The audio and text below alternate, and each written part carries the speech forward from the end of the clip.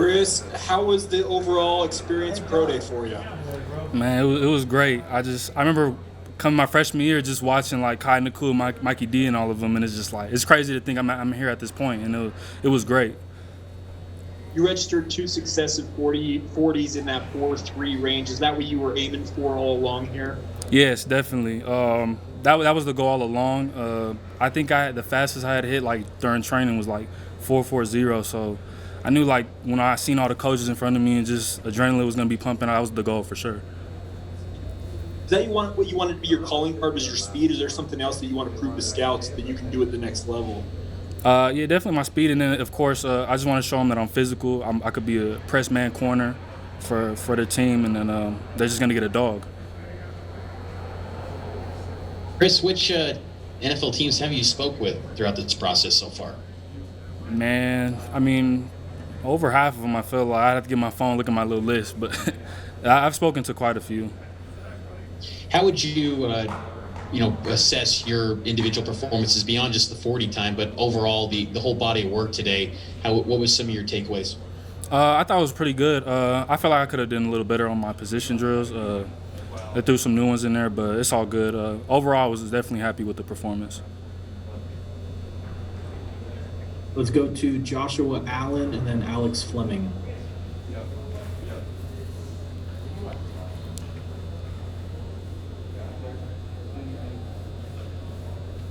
Looks like Joshua might not be ready. Alex Fleming, go ahead. How you doing, Mr. Wilcox? Alex Fleming, Florida Sun. Doing good, doing good. All right, so for some odd reason, you remind me of Darnay Holmes, last year, cornerback that's now with the New York Giants. Two questions. One, do you feel you've been robbed because there was no Indianapolis this year? So many cornerbacks in this year's draft. How do you compare to a Patrick Surtain of Alabama or even a Coates from Georgia? I mean, like, of course, the Colt Combine thing being canceled was a bummer, but I mean, we had a lot of eyes here today. It was really no excuses, I feel like, in my eyes. So I feel like I had to put on a show, and I feel like I did, and I feel like a lot of people saw me. And I mean, comparing myself to Patrick Surtain, I like to definitely be up there with those guys. I feel like my name doesn't really come up a lot. I feel like I'm an underrated corner in this draft, and I just want to make my name known. Good luck to you in the future. Thank you, appreciate it. Go ahead, Joshua Allen. Sorry about that. Hey, just was wondering, who have you leaned on throughout this draft process? Any former players, any current players? I heard half of the question about the people I leaned on. I've talked to a couple of dudes from Michael Davis. I talked to him a little bit. Kai Nakua, some BYU people that are in the league right now. And then I have friends that are in the league too. Marcus Williams for the Saints. I know a few guys, and I've definitely asked around just about how it is going through this whole process, and they've helped me a lot throughout the way. And the second question was, have you spoken with the Buccaneers at all? Yes, I have spoken to the Buccaneers. A Zoom meeting or? I think you spoke with? I'd have to get my phone. I have all my names in the phone, but I think it was over the phone though. It wasn't Zoom. All right, thank you. Mm-hmm. Go ahead, Kyle Fahey and then Ken Noble. Chris, how you doing? Kyle Fahey from the Brawl Network. Doing I good. wanted to talk about your game, specifically your tackling ability. You mentioned, having that dog mentality. Your stats say you've only missed 7 tackles in your career, and all 7 of those were from pretty early on. I think your freshman, your sophomore year. You also consistently have like 5 or 6 good run stops a year. What are teams getting from you in the run defense? It is a passing league, but corners today, a lot of them aren't as physical, maybe as, they used to be or whatever people like to say. What are you bringing in the next level in terms of intensity? Yeah, definitely. Like I said, I want to bring that dog mentality to any team. I just want them to know, like, if they're to toss or run to my side, I'm going to shut it down. Of course, I'm going to shed blocks. I'm going to do whatever I have to do against the biggest receivers, whatever I got to do to make the play. Thank you. Appreciate it. Best of luck. Thank you. You had mentioned a little bit about we talked about players like Surtain earlier. You said, your name's not getting mentioned there. It sounds like you might have a slight chip on your shoulder.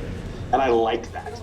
But I feel like there's two types of people. You can use that chip as motivation, or you can let it weigh you down. How are you going to use it to motivate yourself to excel at the next level? Oh, yes, definitely. I feel like definitely today was just a way to get my name out there, and I just knew I had to make a big statement today. I felt like I did, and we'll just see how it goes from here. I feel like I talked to a couple coaches or scouts after, and I feel like they like the results. So, in my eyes, I feel like it's working. So, we'll just see come draft day. Perfect. Thank you. Yes, sir. Go ahead, Dana Green, and then Jared Lloyd.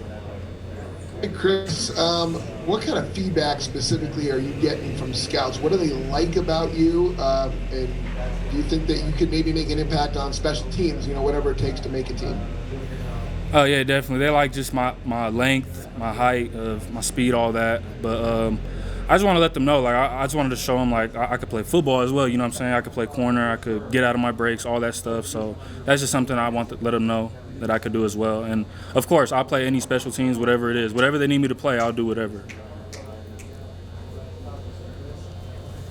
Chris, do you feel like, being in your position, you were maybe somewhat limited just because of how everything played out with the schedule this year and all those things, and that maybe impacted how it being a little bit underrated in that sense?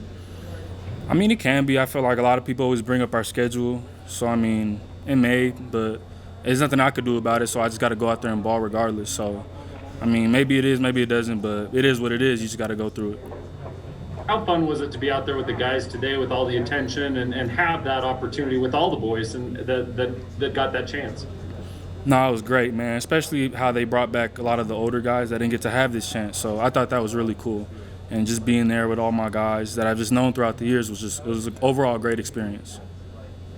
Were you intentionally trying to beat Micah on that last 40? I was just wondering because I think he got you by a couple hundreds. So I'm not gonna lie, I seen it, I was like, all right, I gotta be the fastest to come out of here, man.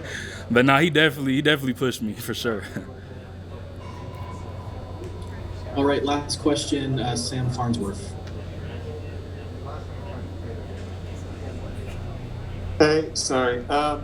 You kind of already answered it, but I want to ask you just to clarify a little bit because, Chris, a lot of times when the combines and pro days, an athlete goes out there and runs a fast 40, that's it. You call it a day. You put a good time in the books.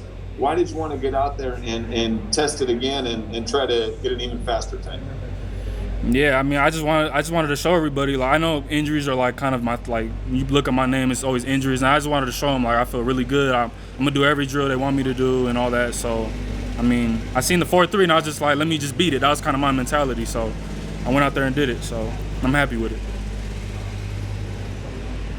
All right, Chris, thanks so much for your time. Appreciate you joining us. Yes, sir. Appreciate it.